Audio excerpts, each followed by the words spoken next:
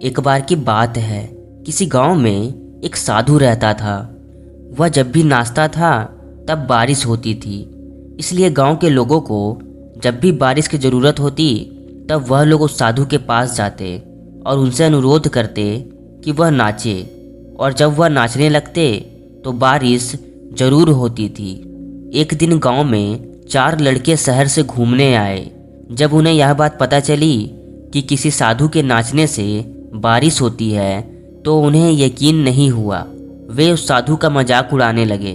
अपने पढ़ाई लिखाई के घमंड में उन्होंने गांव वालों को चुनौती दे दी कि अगर हम भी नाचेंगे तो भी बारिश होगी, और अगर हमारे नाचने से बारिश नहीं हुई तो साधु के नाचने से भी बारिश नहीं होगी। अगले दिन सुबह सुबह गांव वाले उन चारों लड़कों को लेकर साधु के पास पहुंचे। गांव वालों ने साधु को सारी बात बताई। साधु ने उन लड़कों की चुनौती स्वीकार कर ली।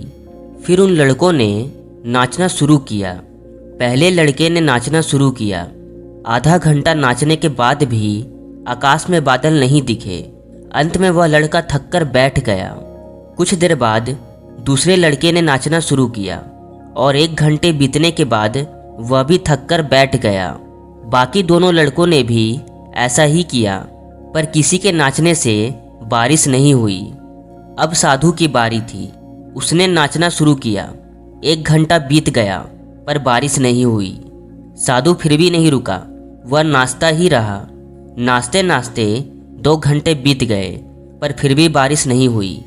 लेकिन फिर भी साधु नहीं रुका, वह नाचता ही रहा। ऐसे ही करते करते 4 घंटे बीत गए और शाम ढलने लगी। अचानक तभी लोगों को बादलों की गड़गड़ाहट सुनाई दी और कुछ मिनट बाद वहां जोरों की बारिश होने लगी। यह देखकर चारों लड़के दंग रह गए और तुरंत उस साधु के पास जाकर उनसे क्षमा मांगी।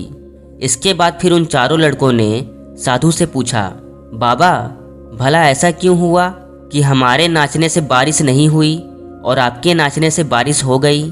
साधु ने उत्तर दिया, जब मैं नाचता हूँ तो 2 बातों का ध्यान रखता हूँ।